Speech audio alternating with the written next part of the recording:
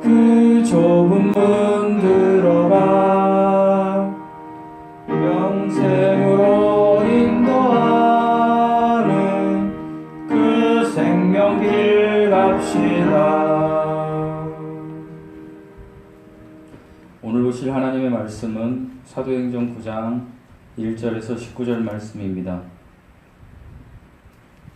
사도행전 9장 1절에서 19절 말씀입니다.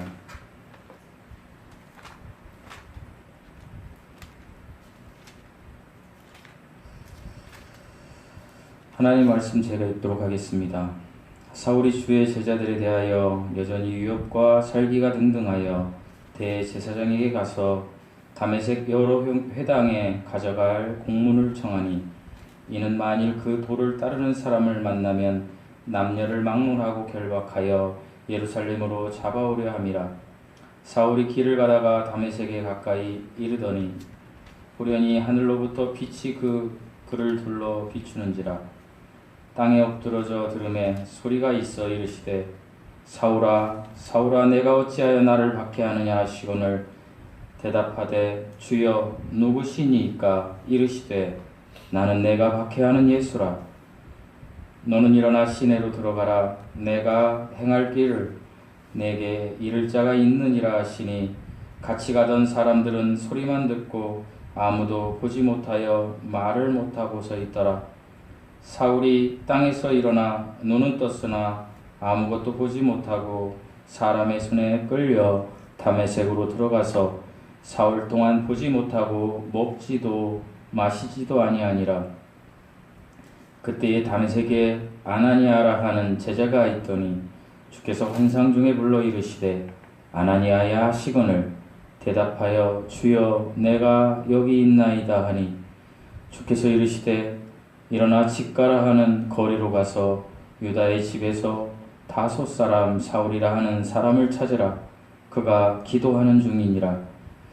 그가 아나니아라 하는 사람이 들어와서 자기에게 안수하여 다시 보게 하는 것을 보았느니라 하시거늘 아나니아가 대답하되 주여 이 사람에 대하여 내가 여러 사람에게 듣사온즉 그가 예루살렘에서 주의 성도에게 적지 않은 해를 끼쳤다 하더니 여기서도 주의 이름을 부르는 모든 사람을 결박할 권한을 대제사장들에게서 받았나이다 하거늘 주께서 이르시되 가라.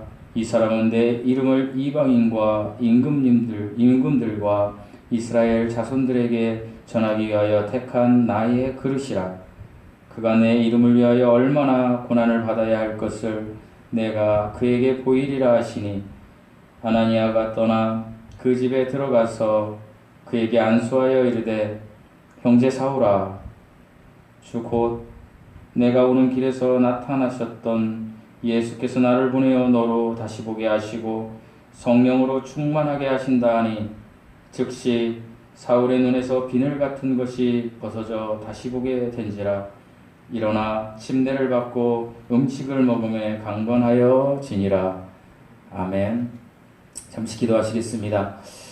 사랑이 많으신 아버지 하나님 감사합니다. 하나님 어떤 환경에서도 어떤 처한 위치에서도 저희들을 이렇게 예배자의 자리에 서게 하시니 감사합니다. 세상이 어지럽고 아버지 하나님 이 세상의 신인 사탄의 아버지 하나님 세계로 말미암아 코로나19라는 그 질병으로 인하여 저희들이 모이지 못하고 이렇게 각기 처소에서 온라인으로 예배를 드립니다. 하나님 우리가 비록 온라인으로 예배 드리지만 우리의 마음은 하나님만 바라보며 하나님을 중심으로 이 예배를 드릴 수 있게 하여 주시옵소서.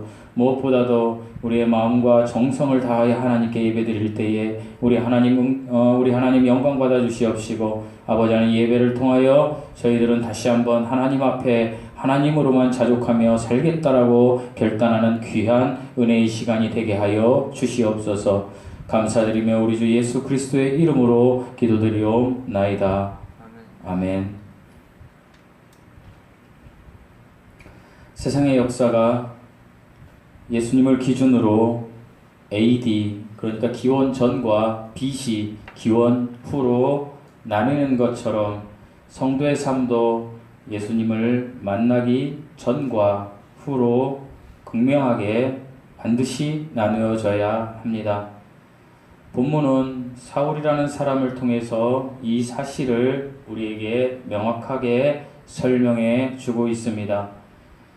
사도행전 7장을 보면 스데반이라는 귀한 하나님의 종이 순교하는 장면이 나옵니다.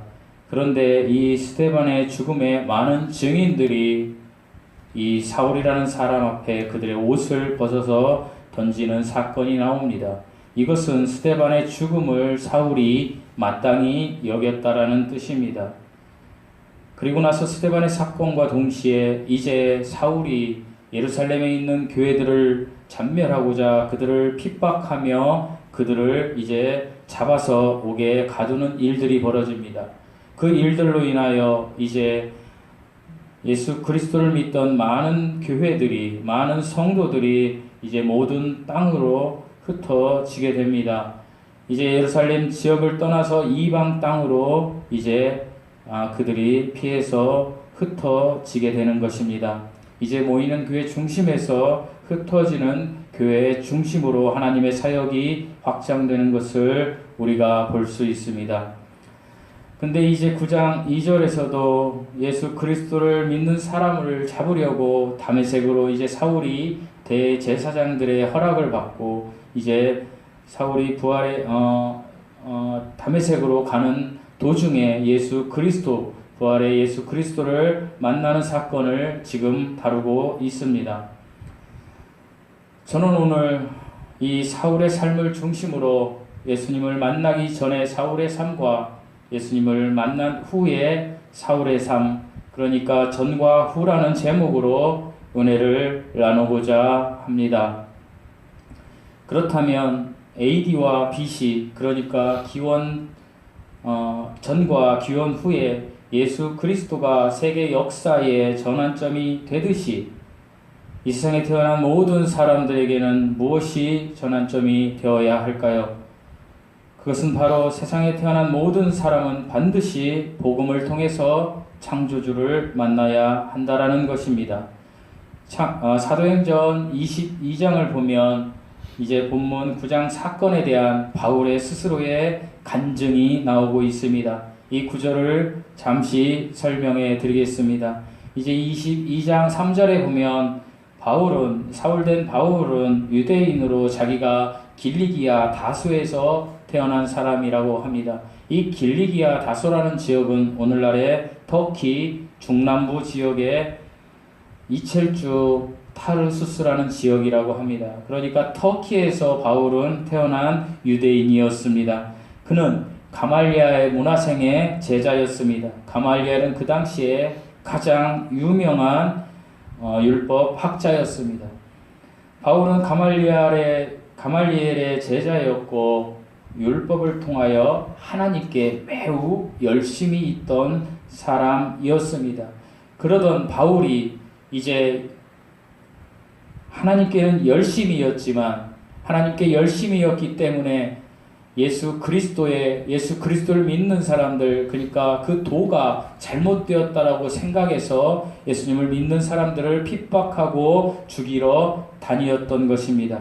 그러니까 하나님의 열심이 오히려 하나님을 믿는 사람들을 죽이는 정말로 역설적인 그런 사건이 되어버린 것입니다.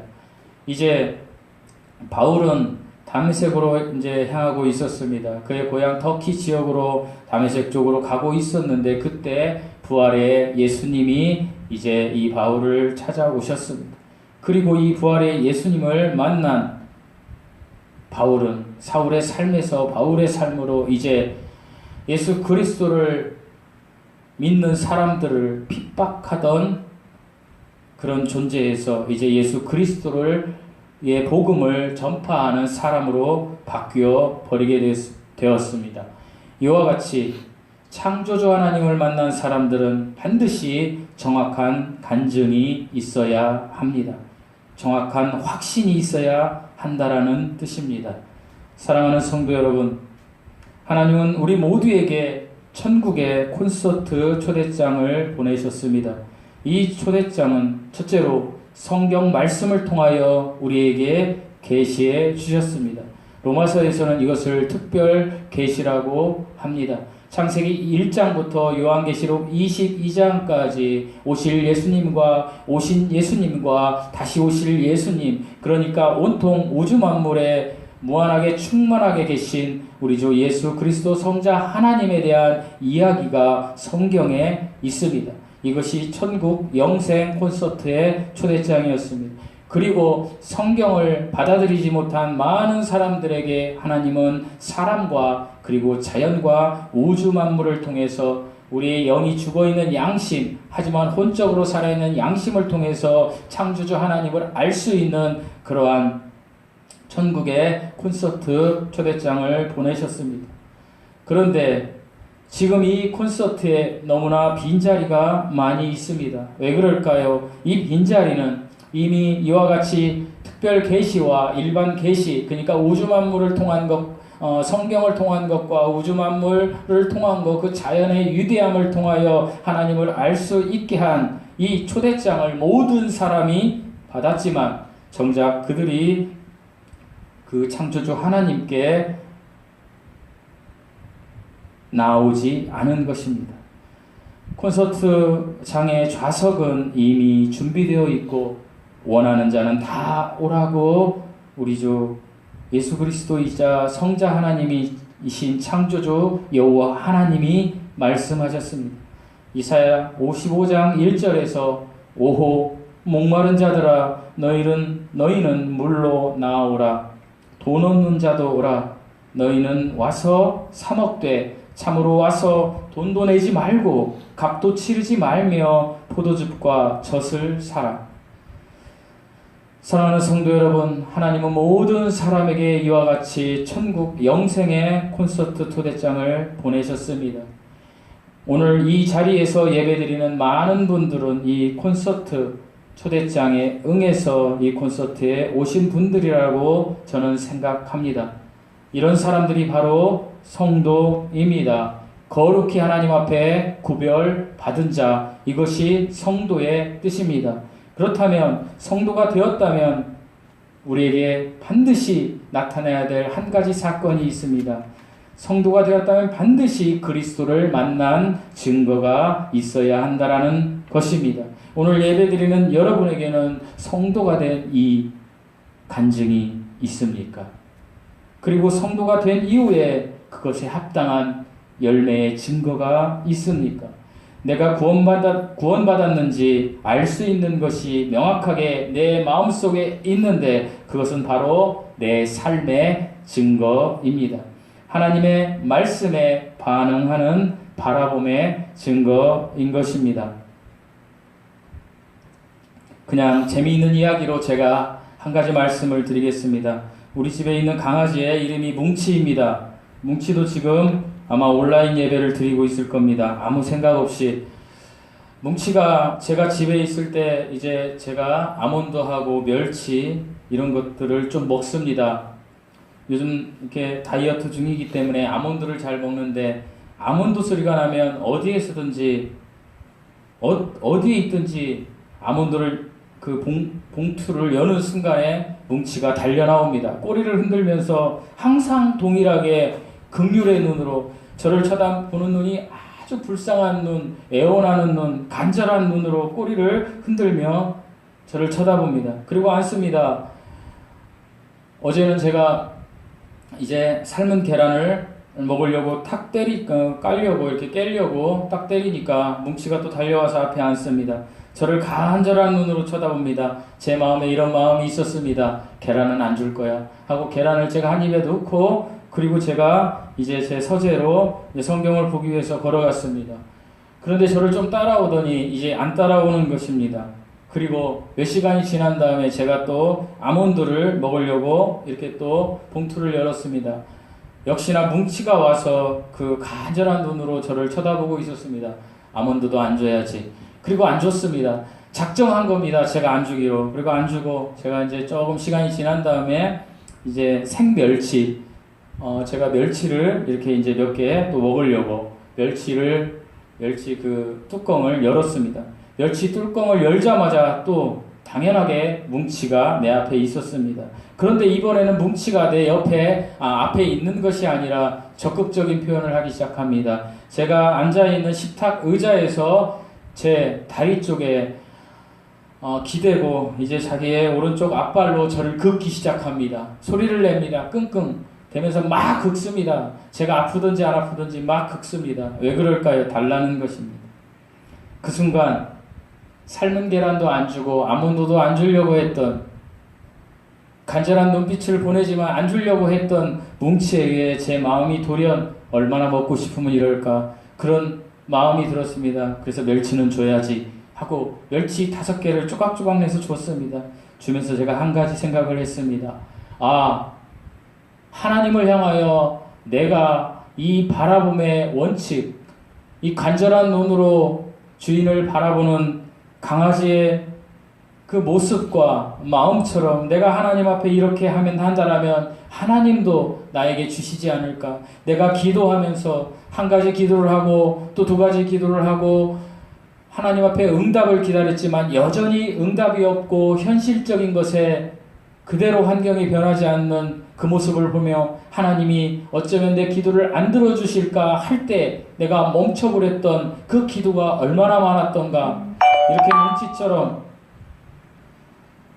멸치를 내가 주인이 먹을 때 그 간절한 눈빛으로도 안 되니까 주인의 그 몸을 터치해서 달라고 하는 그 간절한 애절한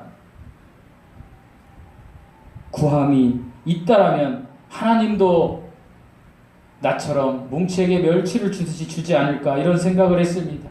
사랑하는 성도 여러분, 우리가 하나님의 말씀에 반응하는 것은 바라봄의 증거요. 하나님의 말씀에 바라봄의 증거에 우리의 행동은 바로 기도입니다. 이 강아지가 주인을 간절히 바라면서 계속해서 주지 않지만 끝도 없이 지속적으로 주인이 먹을 것을 들고 있을 때마다 나와오는 것처럼 우리에게 시련과 고난과 우리에게 아픔과 또 우리가 해결하지 못할 슬픈 것들, 눈물의 골짜기들이 있다라면 우리가 하나님이 응답하실 때까지 전력투구를 해서 기도해야 된다는 것입니다. 우리가 하나님을 바라보며 전력투구로 기도하며 나갈 때 언젠가는 강아지 뭉치가 멸치를 얻듯이 우리 역시 하나님으로부터 응답을 얻을 수 있다라는 것이 사실이라는 것입니다. 성도의 삶은 하나님의 말씀에 긍휼의 은혜를 구하고 오직 하나님만 바라보고 의지하며 늘 기도로 하나님 앞에 전력을 다하여 오늘 1시간 기도했는데 하나님의 응답이 없으면 내일은 1시간 10분 기도하고 그래도 응답이 없으면 모레는 1시간 20분 기도하고 끝도 없이 하나님 앞에 애절하고 간절함으로 나간다라면 하나님이 응답해 주신다라는 것입니다.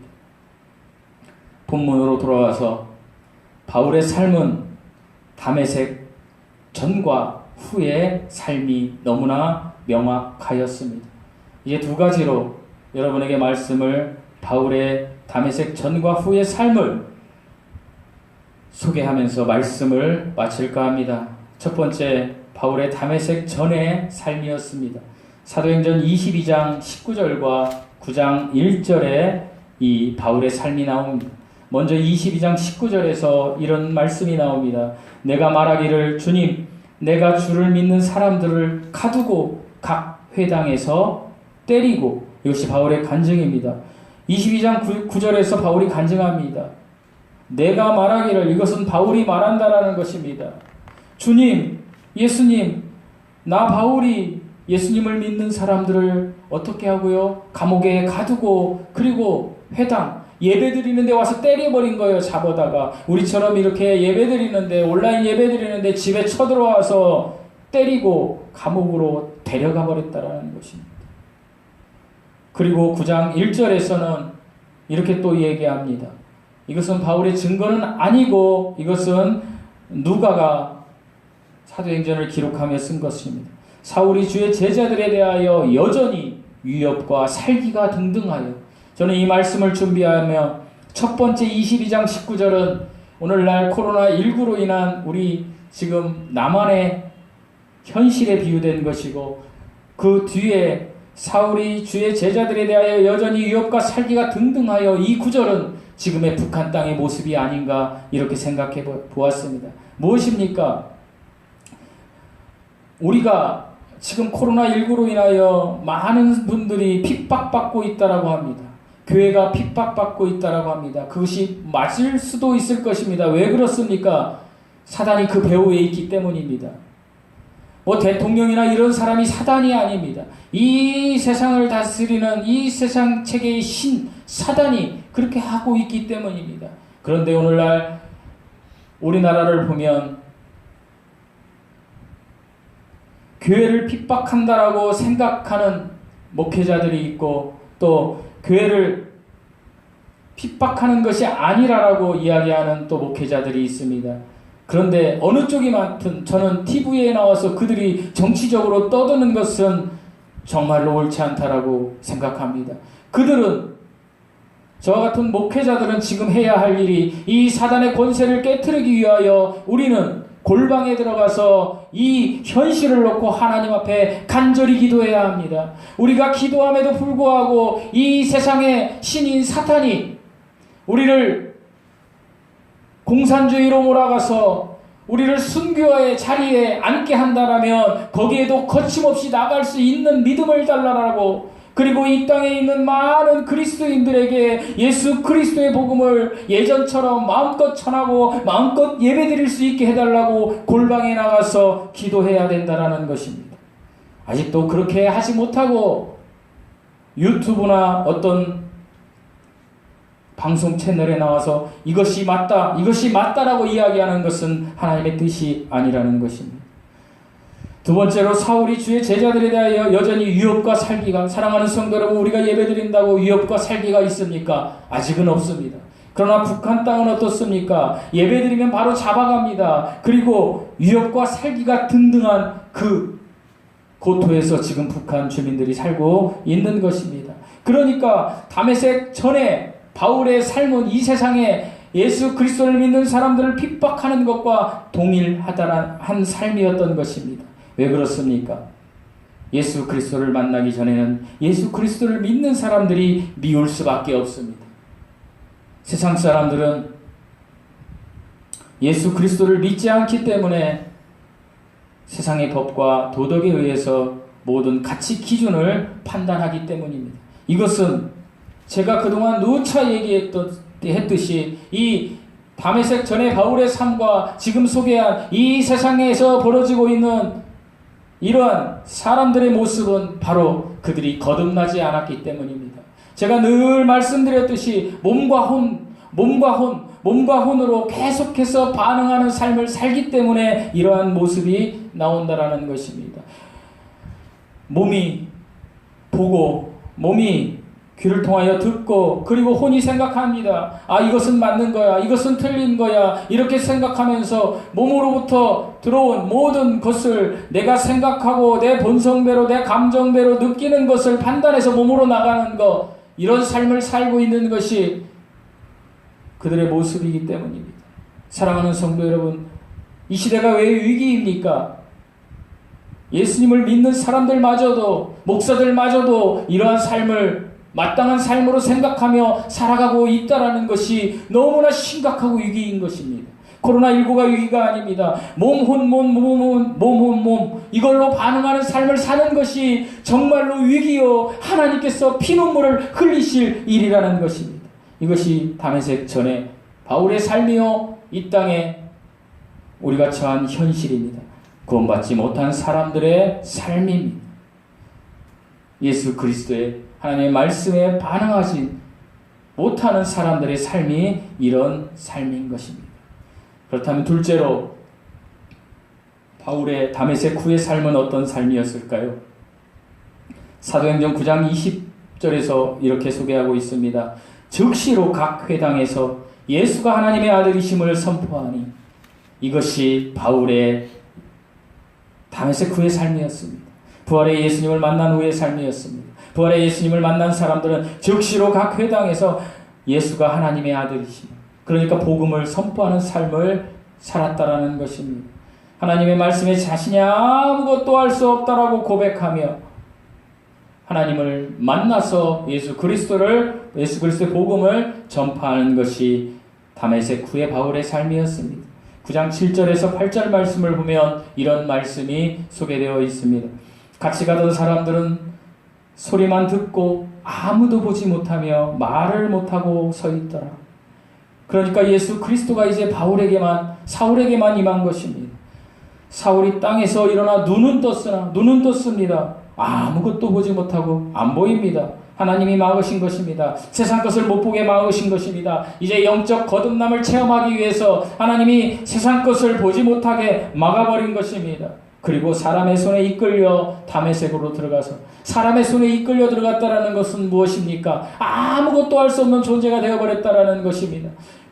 가말리엘 문화에서 그렇게 율법을 배우고 하나님의 열심이었고 똑똑했던 바울, 정말로 그 바울의 시대에 정말로 리더격이었던 그 바울이 이제 아무것도 할 수가 없어서 옆에 있는 사람들의 손에 이끌려서 갈 수밖에 없는 존재가 되어버렸다라는 것입니다. 그리고 사흘 동안 보지도 못하고 먹지도 못하고 마시지도 아니하니라. 이것이 무엇입니까? 죽어버렸다라는 것입니다. 이제 바울의 본성의 삶이 죽어버렸다라는 것입니다. 이제 바울의 스스로의 영, 자신의 영,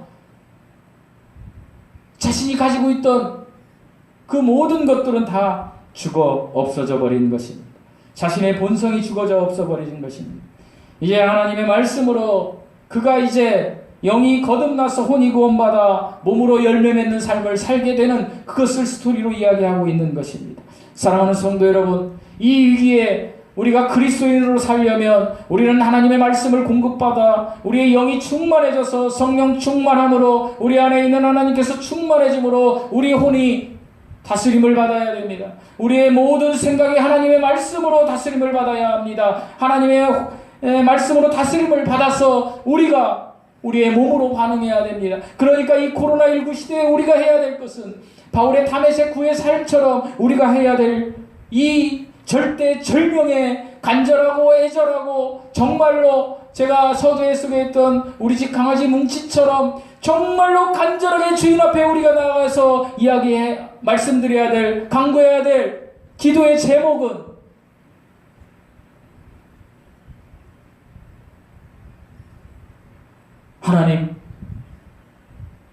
하나님의 뜻이 이 코로나19 예배드릴 수 없는 이 현실, 이런 현실에도 불구하고 하나님의 뜻하신 대로 이루어지기를 간절히 기도합니다. 하나님, 그리스도인답게 살 수 있는 그 믿음을 저에게 허락해 주십시오 라고 천만 성도가 기도할 때에 남한 땅이 뒤집어지고 북한 땅이 변화되고 세계가 다시 우리 민족을 통하여 변화되는 역사가 일어나게 되는 것입니다. 사랑하는 성도 여러분, 제가 두려운 것은 무엇인지 아십니까?